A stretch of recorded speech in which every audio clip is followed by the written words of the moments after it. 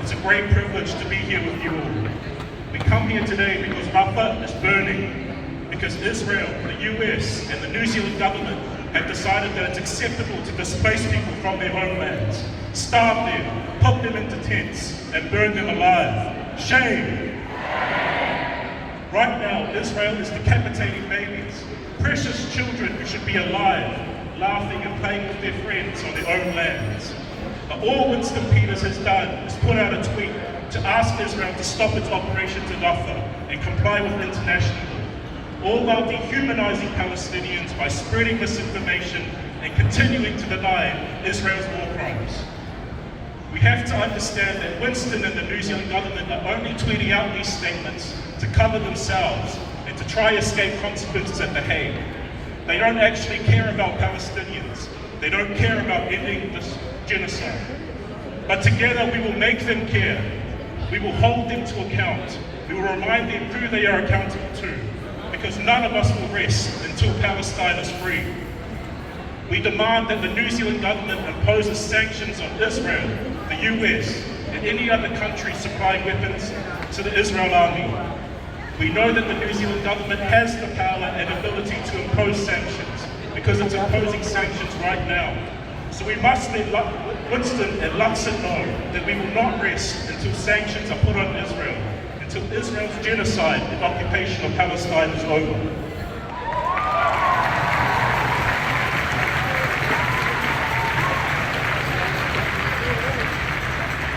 We must also remember in this moment that the same Zionist countries burning Rafah are also burning indigenous peoples and their lands all over the world, meaning that all anti-colonial struggles are connected to each other.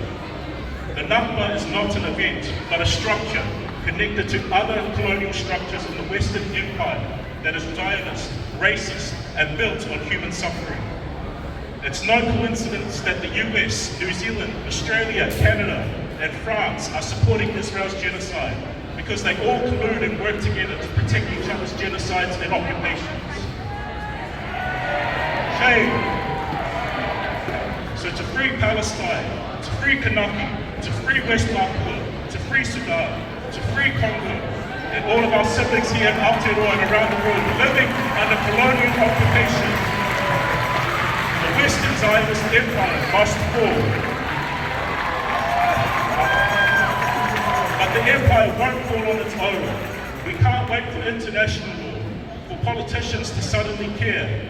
Indigenous lives are far too precious, and we've lost too many already. The empire will only fall by our own hands when we come together to demand change. There's no other way. We must also remember that we're not just connected to each other because of the empire, because our oppressors are the same. When we chant from the river to the sea, Palestine will be free. We remind each other that first and foremost, we are connected by the seas and the ocean. The water from the river to the sea, to the ocean around us here in Aotearoa, reminds us that we're always meant to connect with one another, to be in relation with each other, to take care of each other. So at this moment, while Rafah is burning, while Kanaki is burning, the water that connects us all demands our courage. It demands our resistance. It demands our solidarity.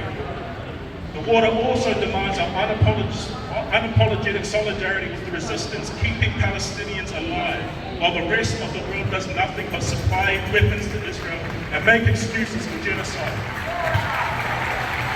The water demands that we stop trying to be respectable to empire, but they will never respect us, and instead that we be respectable to ourselves and to each other. None of us are free until the empire falls. None of us are free until we're all free. So let us all say as loud as we can so the empire can hear us loud and clear. From the river to the sea! From the river to the sea!